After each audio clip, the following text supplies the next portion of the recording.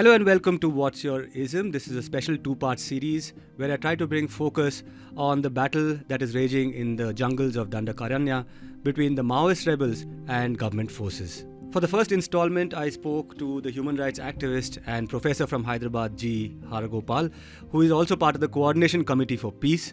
This committee, whose other prominent members are people such as Bela Bhatia and Nandini Sundar, is pushing the government to enter into peace talks with the rebels.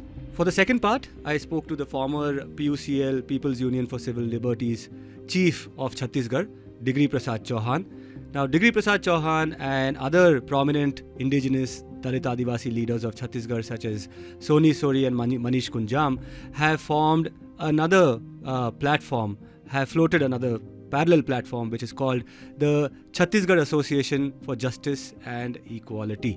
Now, this association wants indigenous voices to be part of the peace process and any discussion about the future of the tribal heartland of India. So here is the first part with Professor Haragopal.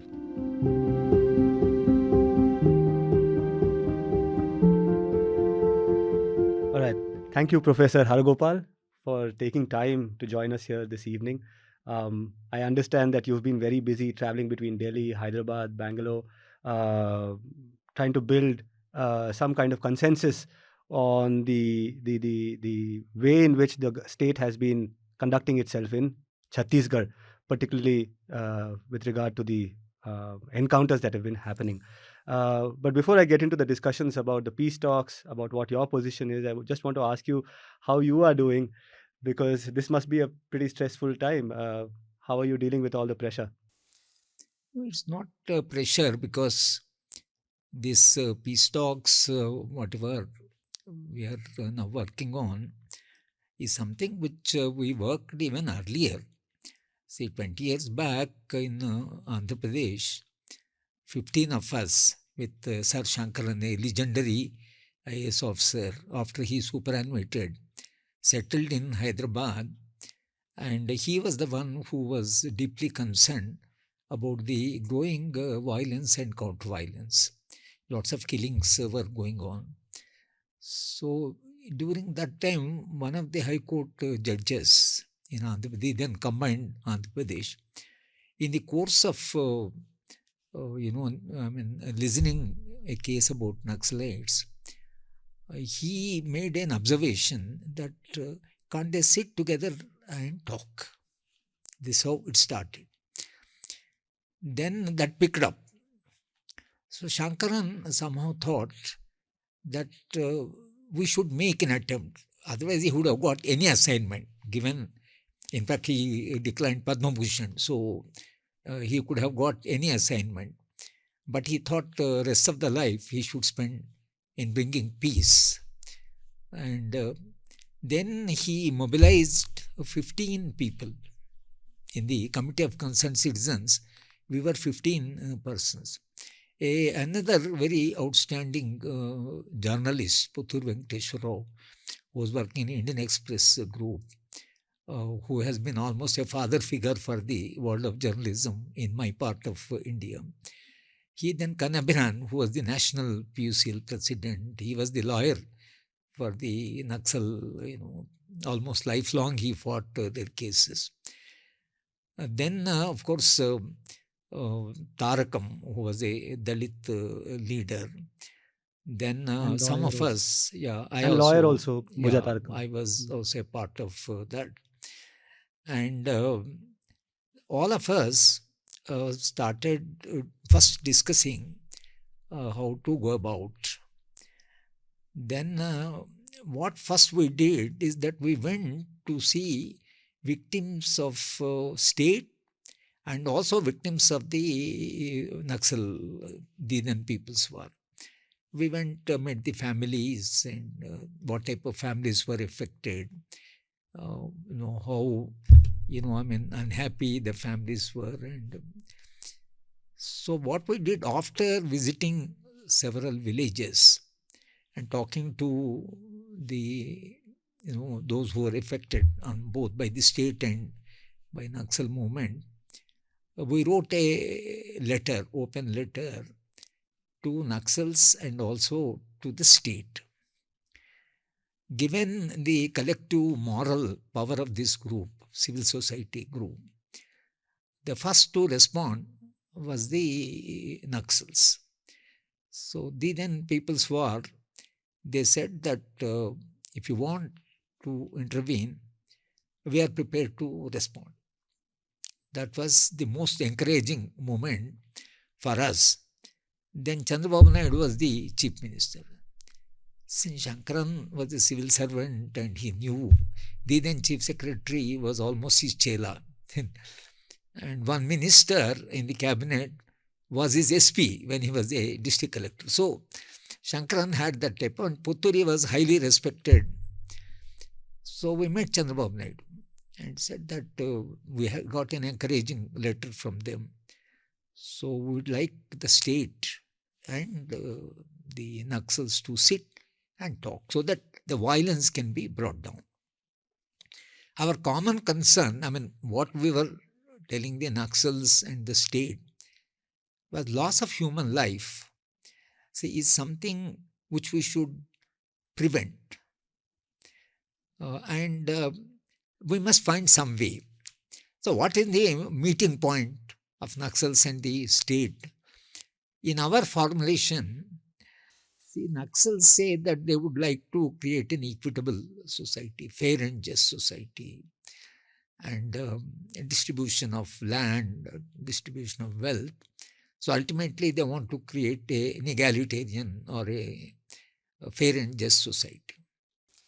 And Indian Constitution, if you look at the mandate of the Constitution, both from preamble and particularly direct to principles, particularly Article 38 and 39. Article 38 says, reduce inequalities in income, status, opportunities and facilities. Right. That means reducing inequalities is the mandate given by the Constitution of India to Indian state. What does Article 39 say? Almost Article 39 looks, it is the essence of Marxism, because they use even the Marxist language in the Article 39. Because Article 39 says that the means of production should not be concentrated in a few hands. And wealth should not become detrimental to the common good. That wealth should not be concentrated in a few hands, and wealth should subserve the common good. And therefore they say wealth should not become detrimental to common good. Now, since welfareism is the mandate of the Indian state, and egalitarian concerns are that of Naxals, we said this is the meeting point. See, government, if Mrs. Gandhi, 1971, she said she will go for land reforms. That was one of her major in the 20-point formula. Right. And the entire 20-point formula looks almost like a revolutionary agenda. So we said, you sit. And what exactly are the concerns of the Naxals? What are the concerns of the... But one of the parties which was a little unenthusiastic about the talks is the police department. Somehow police developed a vested interest in the movement, although they were also living under constant fear, because the other side also was attacking police officers. Some of the senior police officers lost their life. Of course, Naxals lost lots of senior leaders. So we said this has to be stopped. Then the Naxals, initially when they talked to us, we met them. I informed the state that we would like to meet, and we met 3 top leaders for 2 days. And we had a long discussion with them.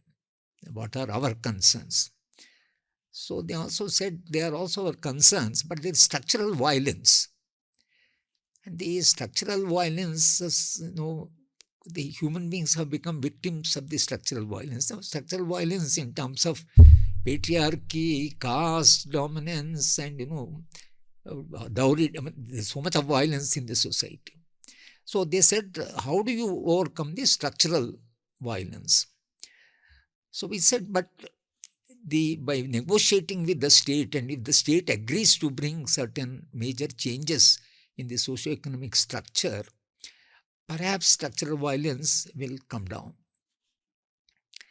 But interestingly, when we met them in 2002, they said there is no space for peace talks. They said history, they say language they used. International context and history tells us that there is no space for peace talks. We asked them why. Their answer was, America is very aggressive. Iran, Iraq, the whole Central Asia. America is in a very aggressive path. And Home Minister of India is Advani. And the World Bank agent is the Chief Minister of Andhra Pradesh. Nice. They said this global, forces and the BJP and its ideology and Chandrababu Naidu, this formidable nexus between these three forces do not provide any space for peace talks. This was their stand. But then we said that at least we will keep on negotiating and at least you tell us the issues to be raised and all that. So again we came back to the state. But the most tragic part of peace talks was that the three top leaders with whom we had discussion, they were caught in Bangalore and they were killed. See, this is a shock to the Committee of Concerned Citizens because where we started and where we ended. So when they were killed, these three top leaders, the People's War Party declared now they will go for a army, PLGA, People's Liberation. Till then they didn't have a standing army. So they said they will go for PLGA and they would take action against Chandrababu. So in 2003 attack happened. Yeah, and that Alipuri incident. So they attacked Chandrababu. So where we started and where we, Can I now, thank you firstly for that primer. It's very important to get a historic sense of where this conversation about peace, about reconciliation started. Can we cut to the present now? Yeah. And consider for a second, and I want you to consider how significant is the offensive this time, considering the kind of targets that the security forces have taken out.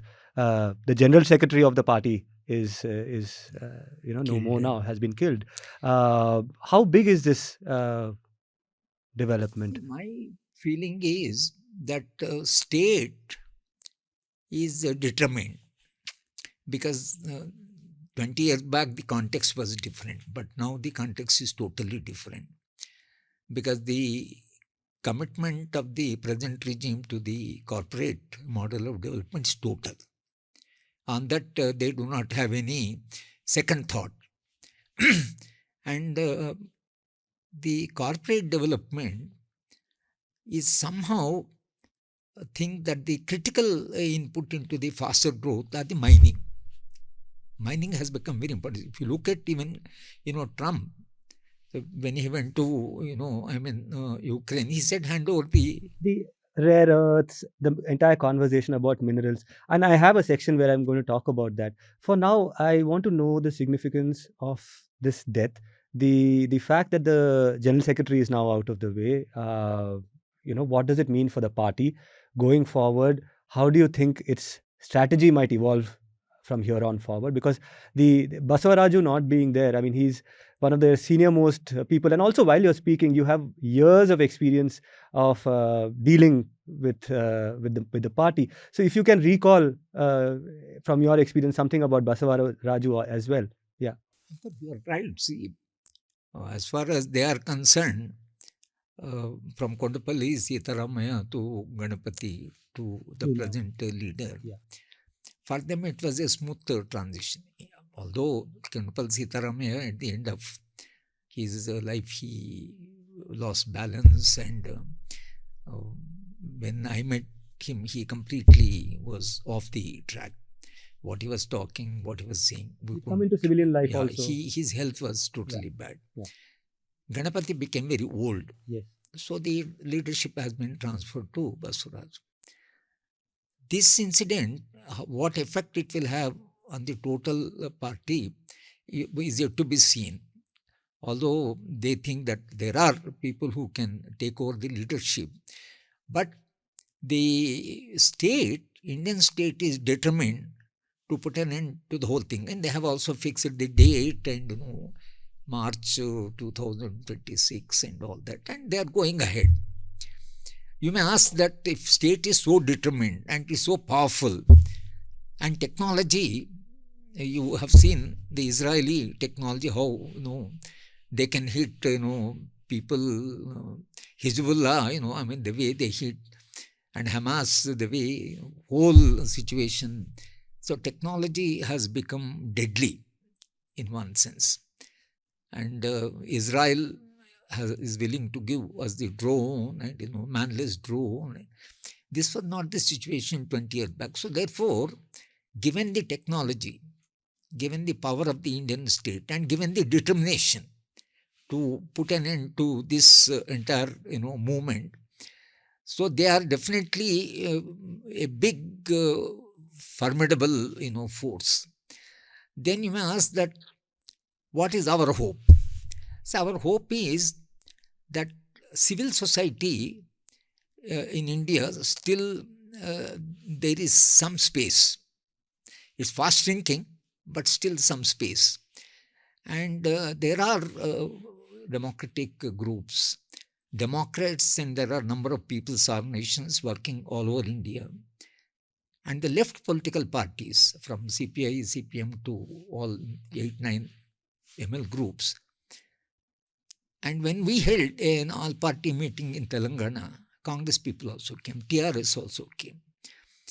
And when we met our chief minister, immediately he said that he will write to the central government to take the option of peace talks. And so he said that he's for peace talks, our chief minister. And then, of course, he also took a stand that this is not a law and order problem, this is a socio-economic problem. This was the stand of our chief minister. KCR, that Bharatiya Rashtra Samiti, so we were also trying to negotiate through our friends. And KCR also said he is for peace talks. But he went one step forward, and when he had their, 20-year celebrations or whatever, there were lakhs of people.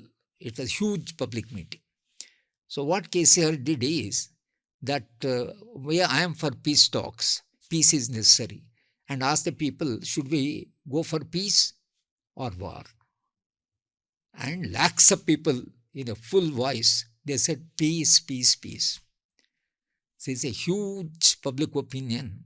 We didn't expect KCR, number one, would raise this as a slogan in a public meeting. Some part of the Telangana struggle, I suppose. Perhaps his experience in that democratic culture or whatever we may call. So the people responded. Now, about in 8 states, West Bengal, Punjab, in 8 state demonstrations are going on.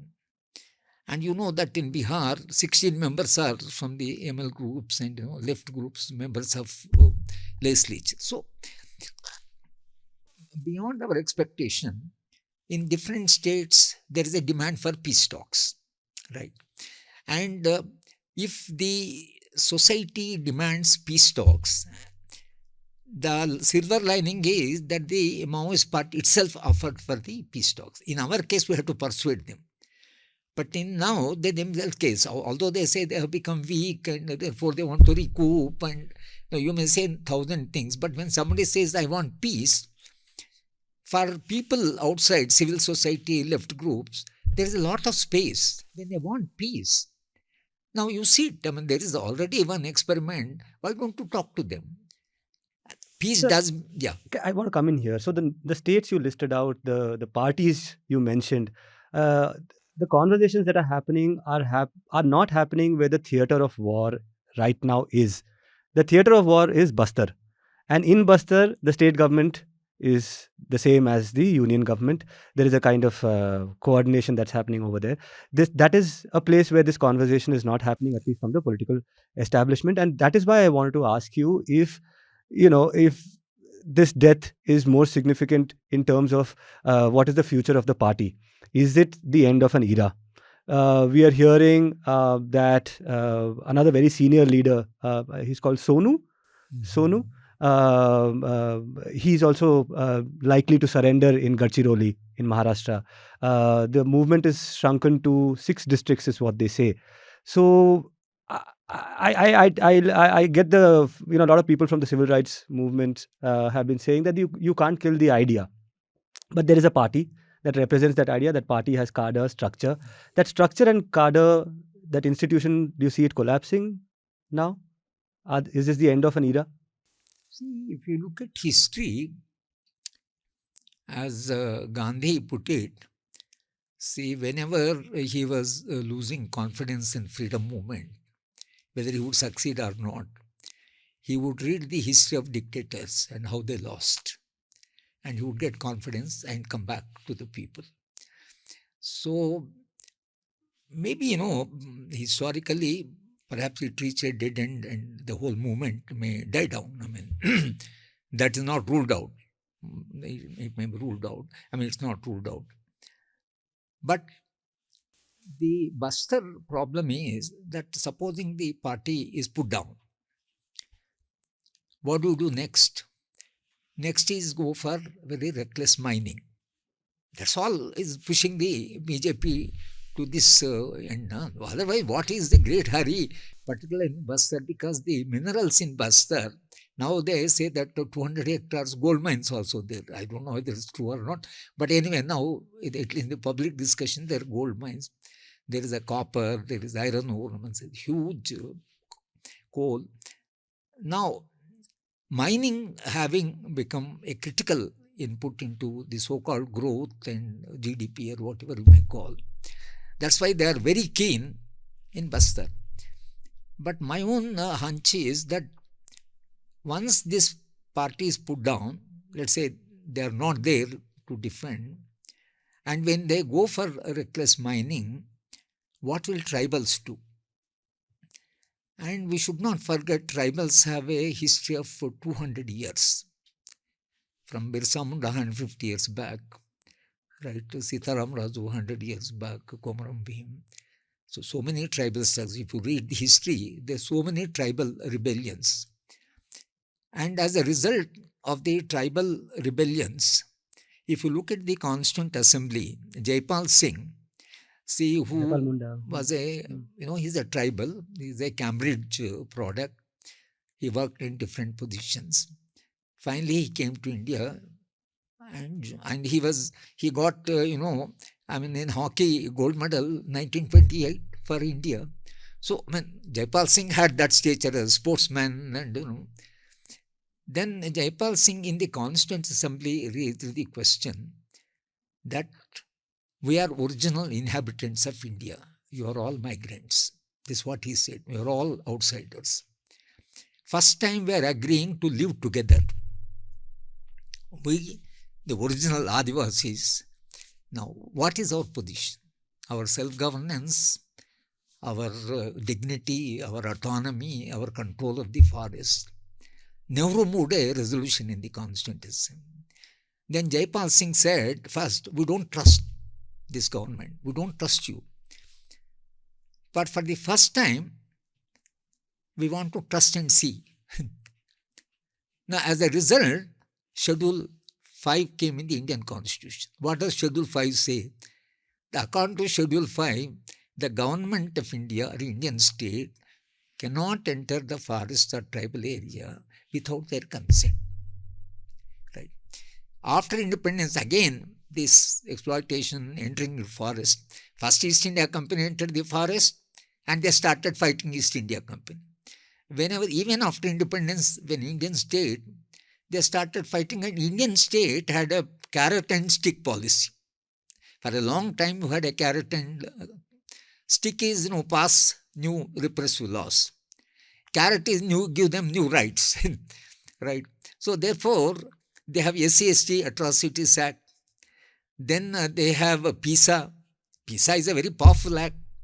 Then you have 1 of 70. And you have 1906 Forest Rights Act. What is the central essence of all these acts? Central essence is the autonomy of the tribal, their independence, their control over the forest is guaranteed, and Indian state, if it wants to enter, it will enter with their consent or with their participation. Now, with the end of this struggle, let's say the ML movement, now you have to enter the forest, and this time, when you are entering the forest, Indian state is not entering the forest to take the resources, mining, because the Indian state can always say for the development of India, no, we have to take the mines and some mineral wealth has to be exploited. Even to convince the rest of the society, that argument holds good, because without mining and without how India will develop infrastructure and all that. But this time they are going to hand over the mines to corporate. See, Indian state asking for the control of resources is different from corporate. Corporate will be reckless. Once corporate enter, how will the tribals of not only Bastar, whether it is the Jharkhand or Chhattisgarh or Central Bihar or Gadchiroli, Orissa, Andhra, Telangana, West Bengal, this movement is not confined to one place. The entire tribal area is under unrest.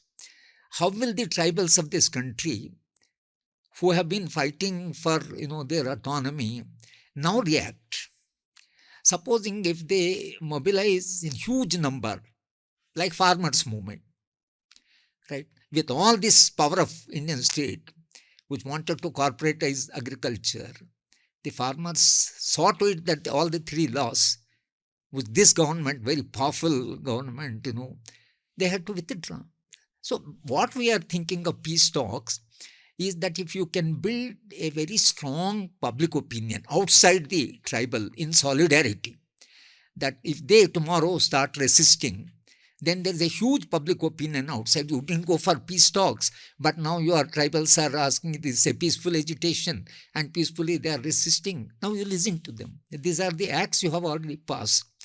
So we are trying to see that the consciousness of the civil society can be little raised further, so that people talk. Right. And if the people in different parts of India start talking, you have seen the farmers' movement, how people responded outside. So if there is a strong public response and it reaches a point where the BJP thinks it has electoral implications, then they may slightly reconsider their policy. Even if they do not reconsider democratic consciousness of the society, if it goes up, then I think constitutional values, democratic institutions, so right, these things will be protected. And you have seen last election, constitution became the central point of debate. So are you saying then, therefore, that if the party ceases to exist, the tribal movements of the future may take on a more democratic structure, a more democratic approach, non-violent? Is that what you're trying to say? Yeah, see, if thousands of people protest, right, and corporate, with all said and done, wants a little secure this one. Corporate doesn't want to go to a war zone. That's the reason why they asked that to first put an end to this war. Right. But if the tribal themselves start resisting, how long Indian state can completely ignore and then go ahead, because still we have some democratic structure. Right. Although democracy has shrunk, the space shrunk, but still I don't think Indian people who otherwise were a little indifferent, peace talks now is providing a space to tell people that peace is necessary and let's all of us work for peace. So on this platform, perhaps if we can raise the consciousness of slightly, our hope is that what happens to this movement, irrespective of what happens, if the democratic consciousness can be raised, at least even this liberal democracy we have to protect. All of us who have been in the teaching profession, you have been in the, media. See, today media is just, the way it's facing the problem. See, they from morning to evening, see, they are not able to say anything. I have seen some of the top leading, figures in the media are out of the media. So what I'm saying is the media, for example, to protect a little liberal democracy. See, all of you who came out of the mainstream media and started this type of debate. This debate is not possible in the mainstream media. You have come out, say that let's carry some meaningful debate. So that means if the media, if the general people, political parties, we met Rahul Gandhi. Yeah. Rahul Gandhi said that we will think it over, and we met Kharge, and both of them said that they will talk to their party. They said they are not fully authorized. They said Congress party is a little. So Rahul Gandhi said, I'll talk to the party, but to talk to the party president. On his advice, we met Kharge. We spent an hour with Kharge. And Kharge also said that give us some time, we'll go to the party. Now, if the Congress party can take a stand that go for peace talks, right, and other political parties pick up, right, and if the political parties pick up, public organizations pick up, people start speaking, and media may also pick up a little bit of courage, because space opens. The media is literally those who are working in the media is controlled by these fellows, corporate, but those who are working in media, they are feeling suffocated and therefore many times you talk to them, they are also feeling a little suffocated.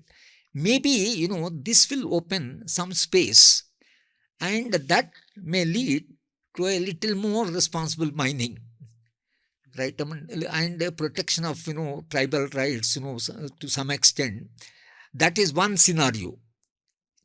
Yeah. I want to ask you, actually, in terms of the interventions you're making, most of it happens to be focused towards building consensus politically, to try and get the opposition to speak about it, civil rights groups and all of that. Your legal options, one of the things I saw mentioned in your press note was this Salva Judum-like formation, which has once again emerged after the 2011 Supreme Court verdict, talking about, this kind of horror.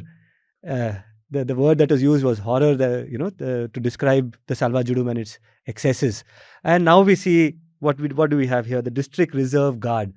What is this District Reserve Guard, and why hasn't there been an attempt to contest this formation like how the Salva Judum was contested in the courts? Salva Judum was totally anarchic. They were under nobody's control. They were floated, and those who floated also lost control over them. But the present... Right.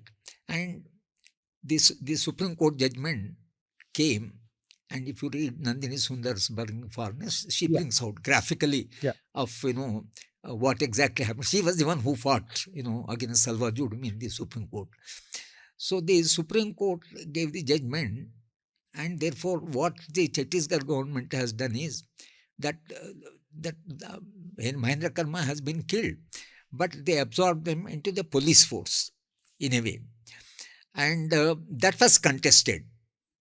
Now the Supreme Court said that since they are absorbed, so that's all right. They did not say that dismantling and all that, the original spirit of the Supreme Court. But this said, but there is a difference between the Salva Judum and this Salva. These fellows are uniformed.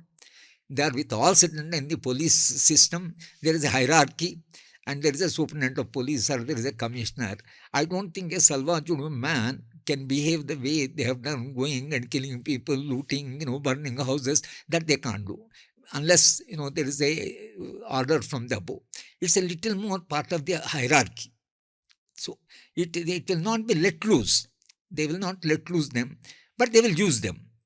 They are using them in order to identify the places, because they were all part of the struggle, their secret places or their meeting places. See, that information they are got. That's what Soundaraj, that man, who was dealing with the whole thing, he said in one of the interviews, it is very difficult to catch hold of any of these, revolutionaries. It is as difficult as finding a needle in the forest. But then he added that because we have these surrendered people, it is they who are helping us, because they know the places, they were a part of the movement and all that. So therefore, that Salva Judum and this Salva Judum is being used more for a strategic purpose. That Salva Judum was used completely as an unruly force.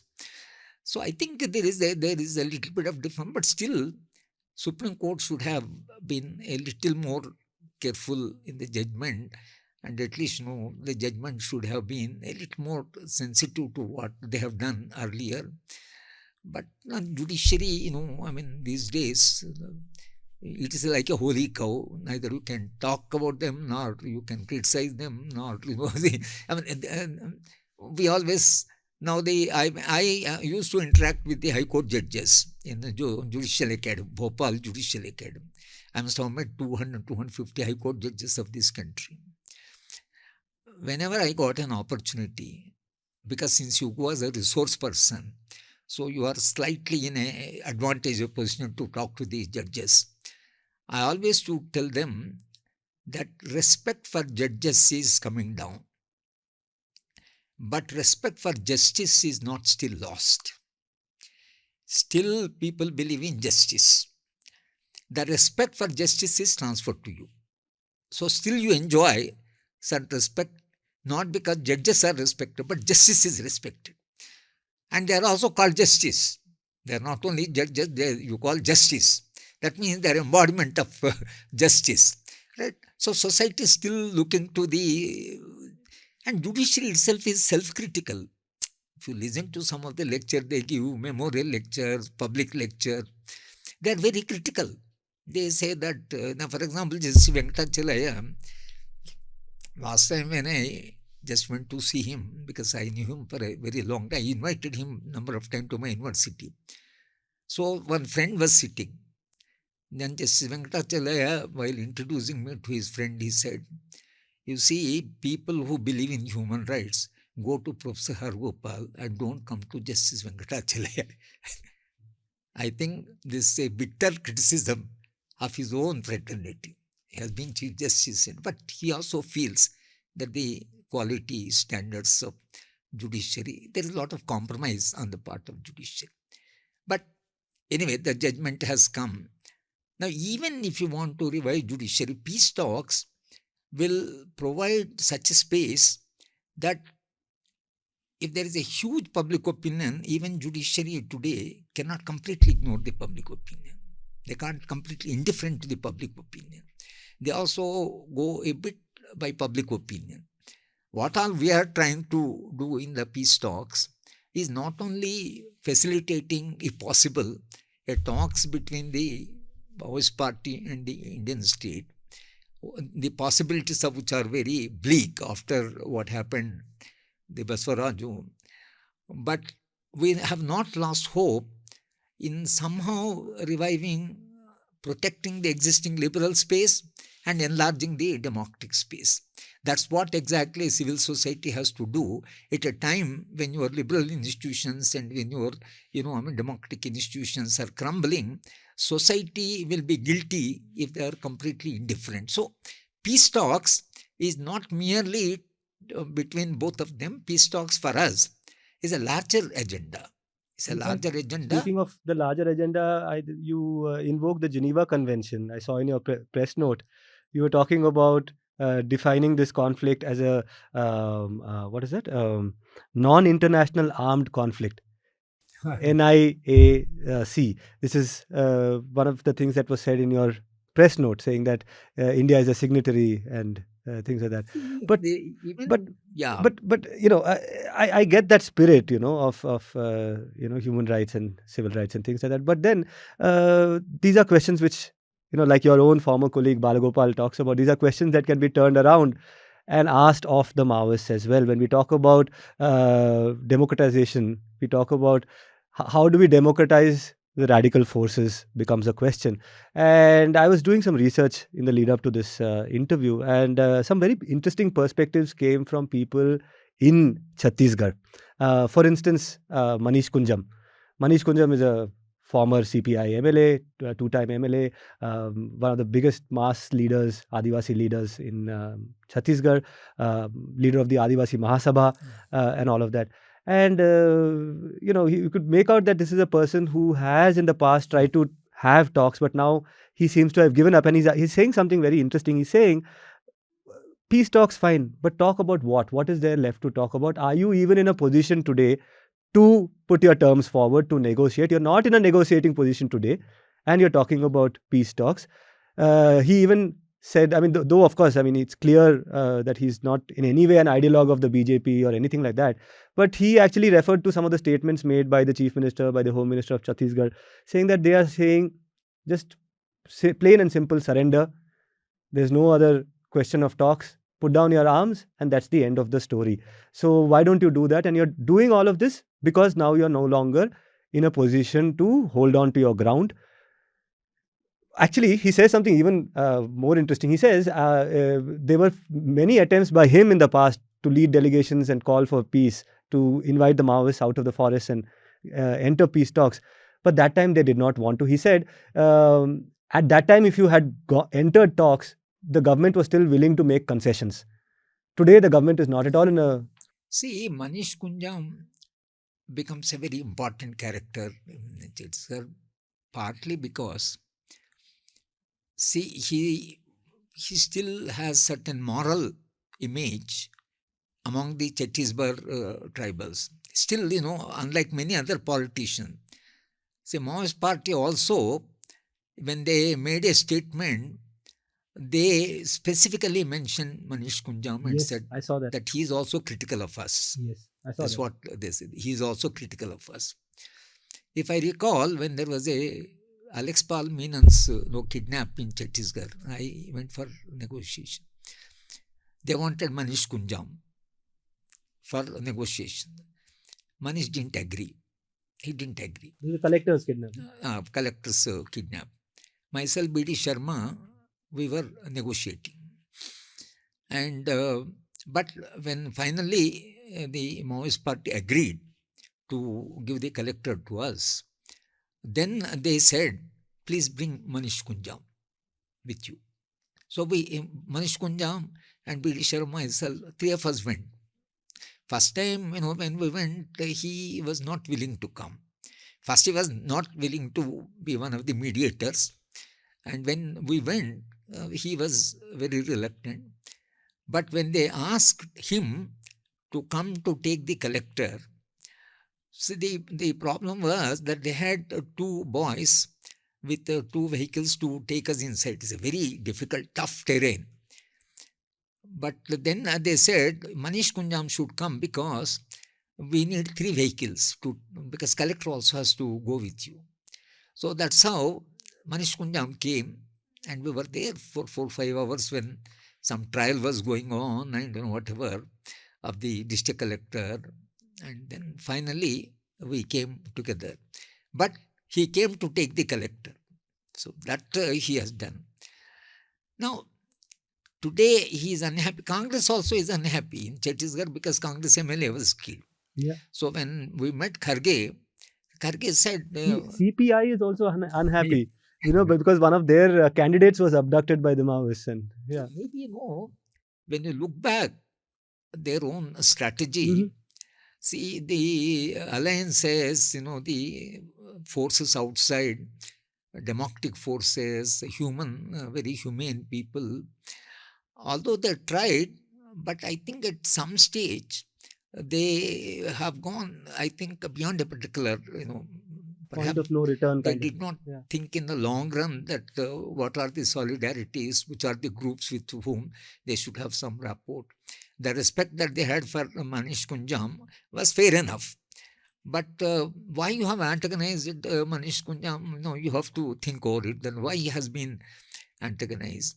So today, if the Congress party, for its own reasons, maybe entire tribal belt, if they want to respond, because Mrs. Gandhi, 2013, before 2014 election, she invited some of us, and her health was not good, so she couldn't come. But somebody came from that national advisory, and it was exclusively discussion on tribals. Exclusively discussion on tribals, what to do in the tribal area. Nandini Sundar came, Bela Bhatia came, all of us went. So that means Congress party was always, on this dual mode. One, use force, but you also find whether there are negotiating spaces. Right? The difference between BJP and Congress is that BJP doesn't have this, open the spaces at all. They don't believe in opening those democratic spaces. They believe in hard hitting. Congress party is, not that it doesn't want, but it's not capable of. So therefore, when the Congress party, takes a little stand, and if the electoral, compulsions, mobilizing the tribal also is a huge tribal area. The Congress, you have both a Chidambaram and a Digvijay Singh. Digvijay Singh will write against Green Hunt, and anyway, but go on, yes. No, hopefully, what we are thinking, see, when you make an experiment in history, you will not always succeed. Because even peace talks in Andhra, I don't say that it's a successful experiment. Many people ask me that, what have you, 10 years you work for peace talks, what have you done? I always tell them that one is that revolutionary party can talk to the state and they can sit together is an important experiment that history made. Whether what came out of but after 20 years, if we are talking of peace talks, if those peace talks were not there, today we wouldn't have talked about peace talks at all. History hands over certain legacy to the succeeding generations. So therefore, even today, whatever, we may fail. We may completely fail, and they may go full hog, and lot of loss of human life may be there. But that at a particular point of time in 2024 or 2025, a group of human beings in India tried this, method, because, in future also, it's not that India will be very peaceful, very calm and quiet. I don't think that, given the model of development, see what is happening all over the world. So, you make an experiment. You do an experiment, fully prepared for failure, for a little success. Failure, you may say that when you know that you may not succeed, why do you make this attempt? We say that when you make an experiment, you really do not know whether you will get the result or not. But making an experiment itself is an important exercise. Speaking of experiments, I want to invite you to comment on the Maoist Party again, and how, for example, one of the things that is now showing up very starkly is that you can discern the difference between the leadership and the cadre.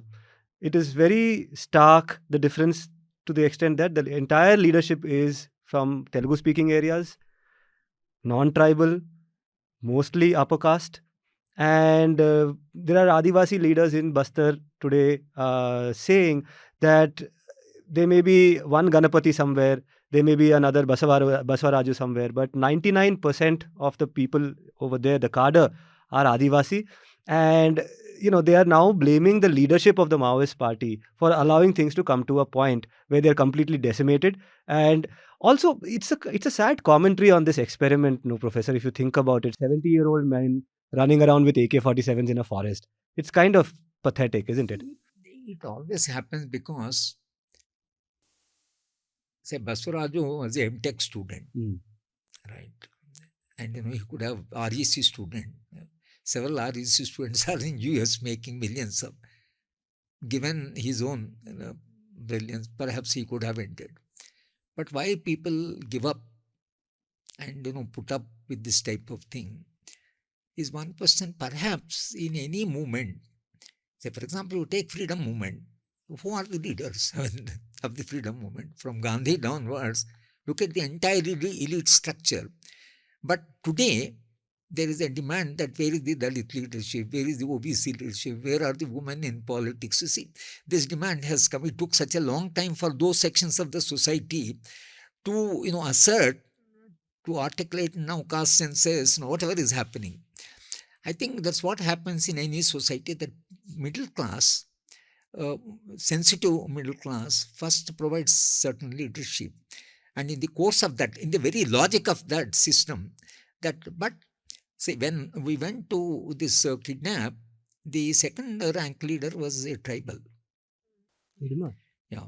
And It was Hidma, right? he was a little tough also with us. I mean, because when we went on saying certain compromises and all that, he was quite unhappy. He was also a bit rough, I should say. But I went on telling him, look, see, you invited us. See, it is not that you invited us.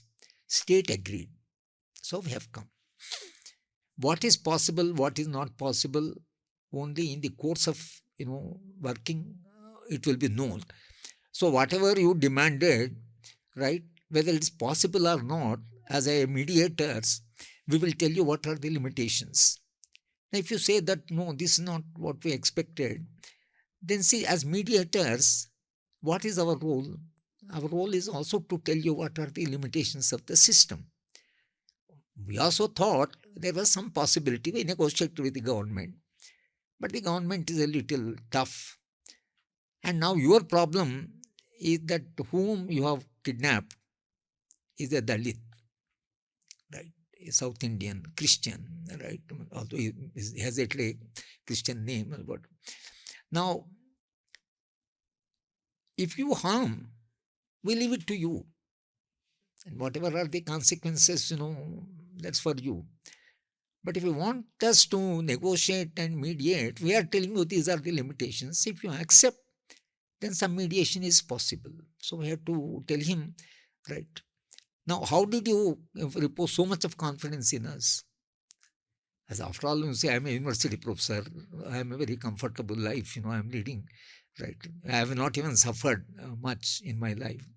But you asked me to come, right?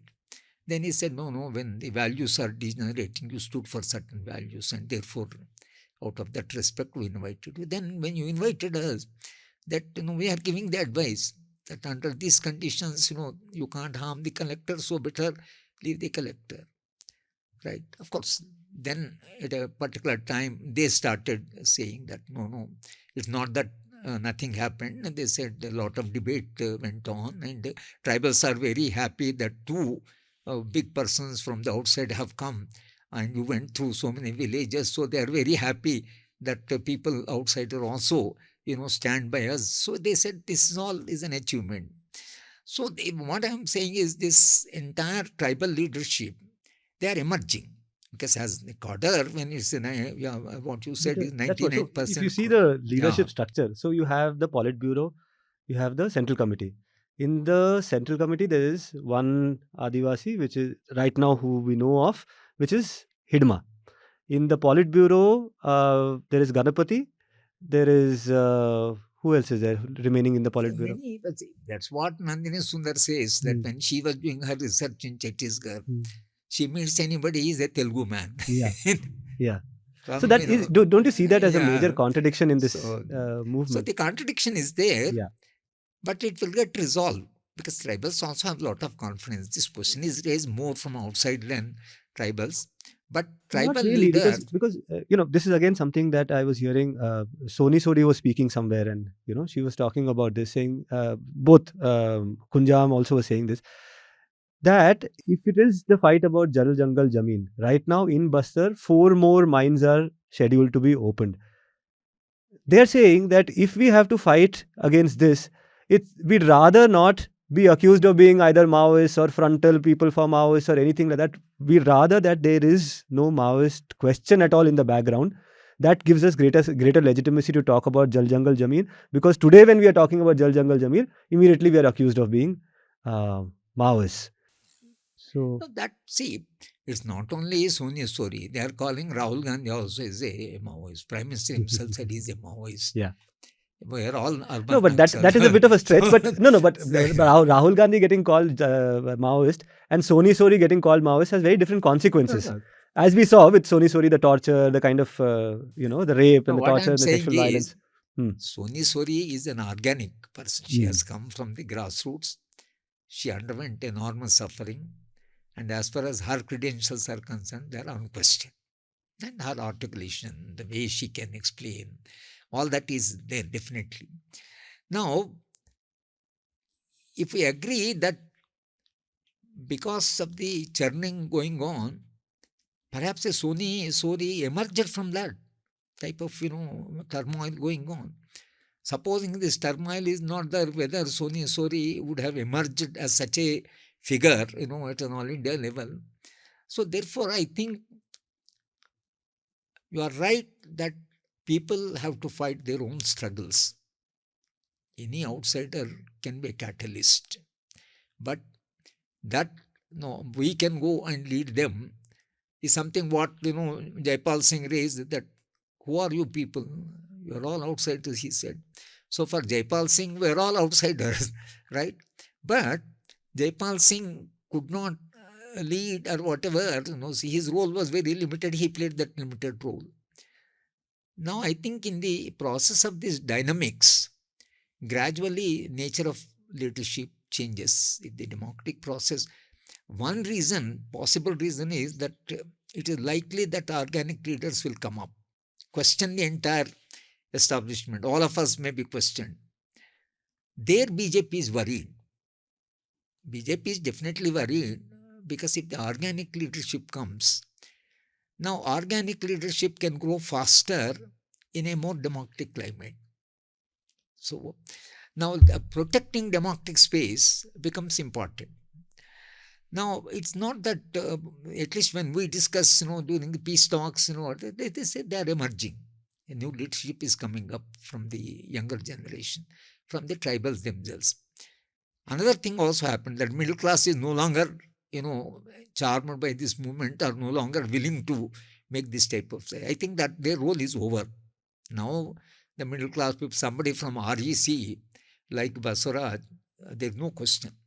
There is no question of an REC boy studying MTech going into the movement. Now they're all America and, abroad, corporate, millions of dollars.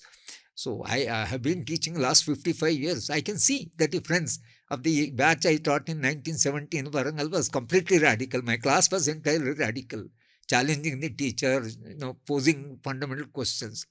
But today you go to that university, they are all fragmented, caste divided, and waiting for small opportunities, fighting among themselves for a little opportunities, notification of the, for job. This is what is their concern, not the larger concern of what happens, the more marginalized people, most exploited. That concern is no longer there. So therefore, two things are happening. One, in perhaps another, person like, Basavarao Raju may not be possible, or the entire Ganapati, Sitaramaya, the entire leadership, whichever leadership, they may, middle class may no longer go. Secondly, the tribals also have, because of the struggles, they also have become conscious.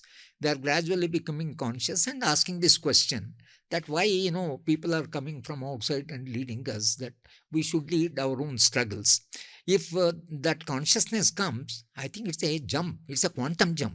Right. That people say that our own struggles, nobody need to come and lead us. We have to lead ourselves. I think it's a major... in fact, that emergence of that voice will challenge some very strong, very, very large existing theories. For example, one of the things that, revolutionary parties talk about is the revolutionary vanguard. That there is a vanguard class that will emerge, like a Che Guevara is a vanguard in terms of a medical student, go en route to becoming a doctor, but then takes a deviation towards the revolutionary path. And there are any number of such examples, and using them, the theory emerges that there is a certain vanguard class. But these emerging discourses of indigenous leadership, of the leadership of the oppressed, from the oppressed, of the oppressed, coming from those sections. Now, this is an interesting conversation, but right now, that conversation is also expanded beyond just the question of who is in the Maoist leadership. The question now, I understand, is also being asked of civil society leaders such as yourself.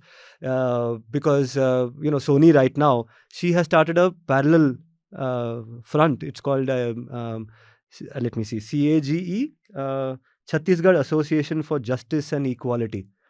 And they are calling it an indigenous formation, which is going to also be a party in the peace talks.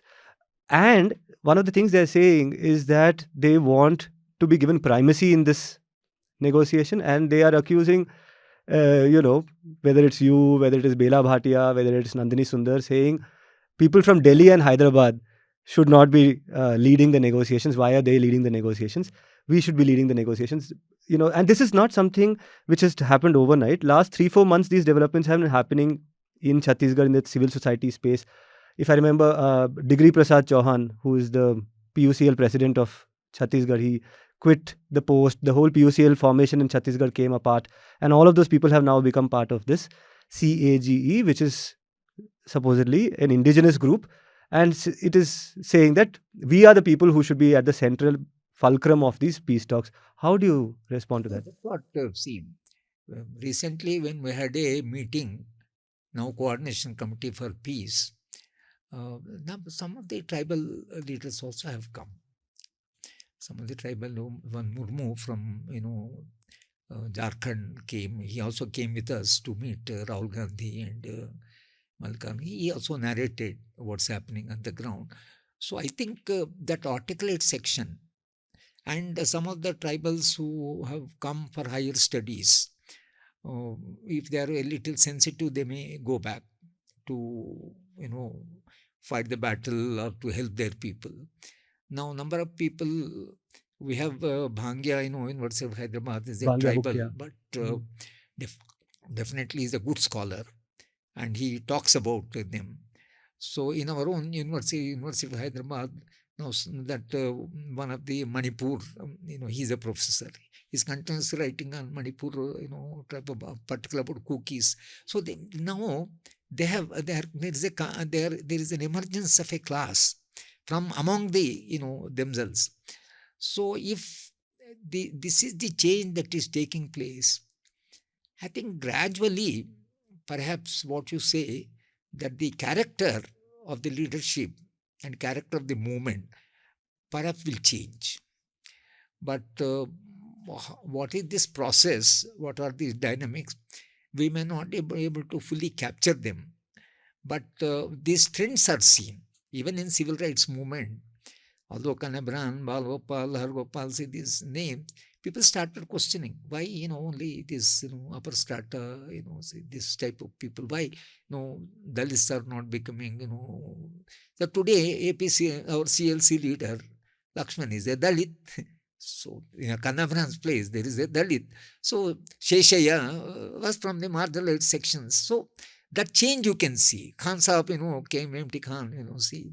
He come from, a woman became our president because women also started asking question, where is the space for women? So I think this change perhaps is very slow. This should have happened much earlier, maybe 1960s, 70s. It took a little longer time. And, but given the nature of changes that are taking place, I think perhaps the next phase of movement, nature of struggle also may change, because those who emerge from their own cadre, they know the limitations, they know psychology of the tribal, they know perhaps their own context, and maybe the strategy they evolve may be much more realistic or much more, content-wise, and even methods may change. So all these possibilities are there.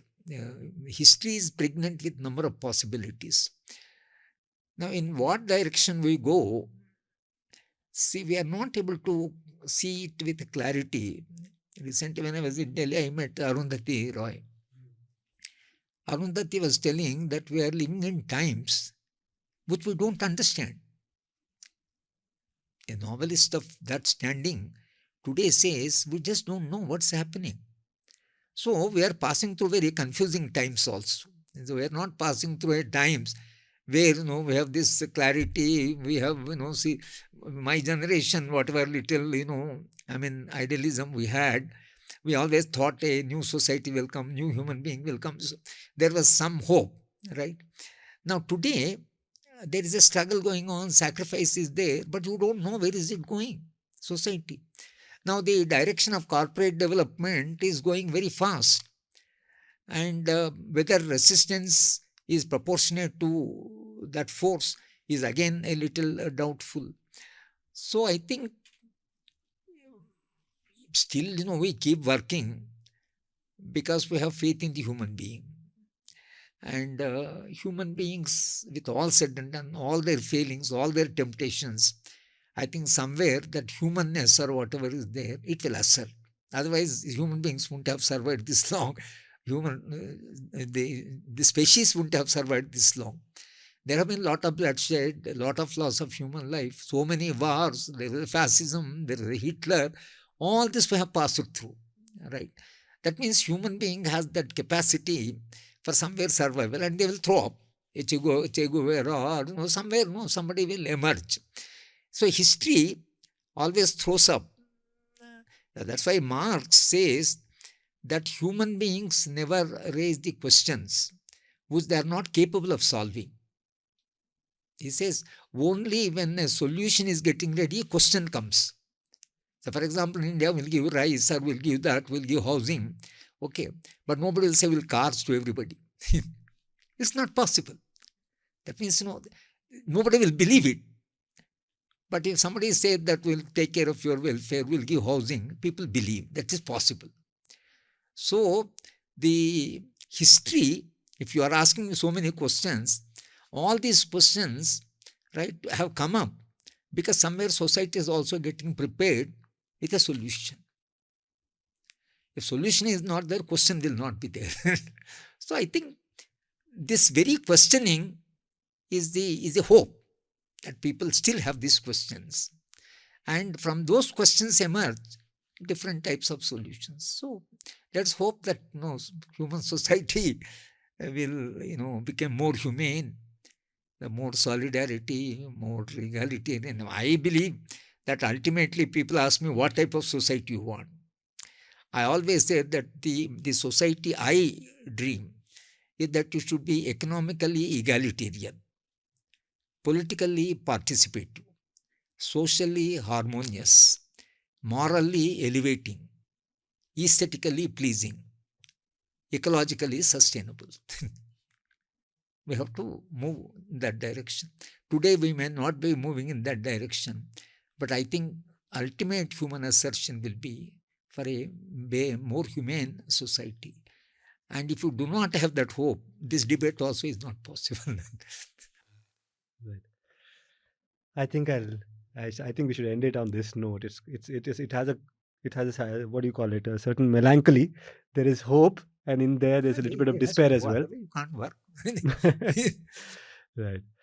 So See, that at this age, many people ask me this question. Say, for the last 55 years, you are in the human rights movement. 40 years, you have been in the education movement. You have been part of so many Telangana movement. What is that you have achieved? I always say that I might not have achieved anything, but I remain a human being. The humanness in me is not lost.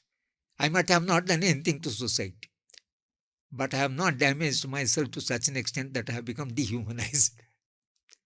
So I think that is the achievement. In the course of working with the people, you retain your human concerns.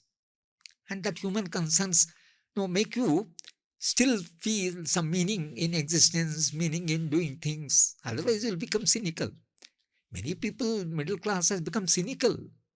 Kya hoga, kuch na hoga. I mean, this is the tendency. I always tell them, kuch na kuch hoga. Otherwise, nothing will happen. Something will happen. So, let's see that. kuch na kuch hoga. Okay. That was Professor Haragopal sharing his years of experience and deep insights on questions of human rights and the assertion of some of the most oppressed people in Indian society. I hope you appreciate the effort that we take to bring in these kind of conversations, these kind of voices, because as you know, as Professor Haragopal himself said, the space for these conversations is shrinking. If you want to keep this space alive, there's a way you can do that. You can subscribe to us. You can contribute to our reporting fund. I talked about the reporting fund last time. I want to remind you again about the reporting fund. This is a kind of a corpus which allows us to make quick decisions. You might remember that we deployed our reporters to cover the conflict, the Indo-Pak conflict, the shelling that was happening in the border areas. We could send a few. We wanted to send a few more reporters. We couldn't afford it because we didn't have protective gear. And these are the kind of situations we don't want to be in when we need to make quick decisions. That can change if you contribute and allow us to expand the size of that corpus, which we call the reporting fund. So please support us and our work. You can, of course, scan this QR code to get a subscription. If you have a subscription already, you can gift a subscription. Support the News Minute, support News Laundry, support independent journalism. Thank you.